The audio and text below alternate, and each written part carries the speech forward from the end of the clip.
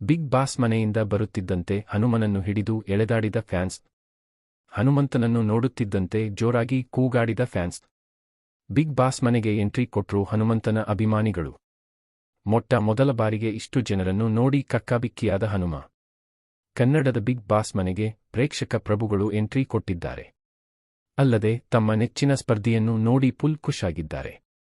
ಅದರಲ್ಲೂ ಹಳ್ಳಿ ಹಾಯ್ದ ಗಾಯಕ ಹನುಮಂತನನ್ನು ನೋಡುತ್ತಿದ್ದಂತೆ ಜೈಕಾರ ಹಾಕಿದ್ದಾರೆ. ದೋಸ್ತ ದೋಸ್ತ ಎಂದು ಕೂಗುತ್ತಾ ಹನುಮಂತನೇ ಅಚ್ಚರಿ ಪಡುವಂತೆ ಮಾಡಿದ್ದಾರೆ.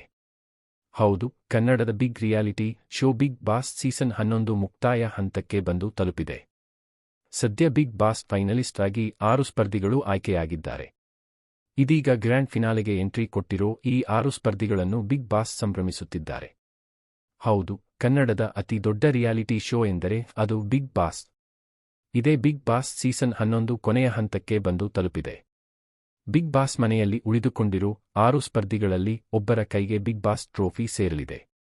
ಬಿಗ್ ಬಾಸ್ ಟ್ರೋಫಿಯನ್ನು ತಮ್ಮದಾಗಿಸಿಕೊಳ್ಳುವ ಆ ಒಬ್ಬ ಸ್ಪರ್ಧಿ ಯಾರು ಅಂತ ಭಾನುವಾರದ ಎಪಿಸೋಡ್ನಲ್ಲಿ ತಿಳಿದು ಬರಲಿದೆ. ಇನ್ನು ಬಿಗ್ ಬಾಸ್ ಮನೆಯಲ್ಲಿ ಉಳಿದುಕೊಂಡಿರೋ 6 ಸ್ಪರ್ಧಿಗಳ ಸಾರ್ಥಕ ಕ್ಷಣಗಳನ್ನು ಕಣ್ಣ ಮುಂದೆ ತಂದಿದ್ದಾರೆ. ತ್ರಿವಿಕ್ರಮ್ ಮೋಕ್ಷಿತಾ ಬಳಿಕ ಬಂದ ಹನುಮಂತನನ್ನು ನೋಡಿ ಅಭಿಮಾನಿಗಳು ಜೋರಾಗಿ ಕೂಗಾಡಿದ್ದಾರೆ. ಖುಷಿಯಲ್ಲಿ ಹನುಮಂತನನ್ನು ಹಿಡಿದು ಎಳೆದಾಡಿದ್ದಾರೆ. ದೋಸ್ತ ದೋಸ್ತ ನೀನೇ ವಿನ್ನರ್ ಎಂದು ಕೂಗುತ್ತಾ ಹನುಮನ ಖುಷಿಯನ್ನು ದುಪ್ಪಟ್ಟು ಮಾಡಿದ್ದಾರೆ. ಇದಾದ ಬಳಿಕ ಬಿಗ್ ಬಾಸ್ ಕಟಕಟೆಯಲ್ಲಿ ನಿಂತುಕೊಂಡ ನೆರೆದಿದ್ದ ಅಭಿಮಾನಿಗಳ ಜೊತೆಗೆ ಹನುಮಂತ ಕೆಲವೊಂದು ವಿಚಾರದ ಬಗ್ಗೆ ಮಾತಾಡಿದ್ದಾರೆ. ಇದಾದ ಬಳಿಕ ಬಿಗ್ ಬಾಸ್ ಹನುಮಂತನ ಬಗ್ಗೆ ಹೆಮ್ಮೆಯ ರೀತಿಯಲ್ಲಿ ಮಾತಾಡಿ ಮತ್ತಷ್ಟು ಧೈರ್ಯ ತುಂಬಿದ್ದಾರೆ.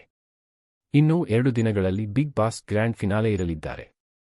ಬಿಗ್ ಬಾಸ್ ಸೀಸನ್ 11 ರ ಟ್ರೋಫಿ ಯಾರ ಕೈಗೆ ಸೇರಲಿದೆ ಎಂದು ಭಾನುವಾರದ ಸಂಚಿಕೆಯಲ್ಲಿ ತಿಳಿದು ಬರಲಿದೆ.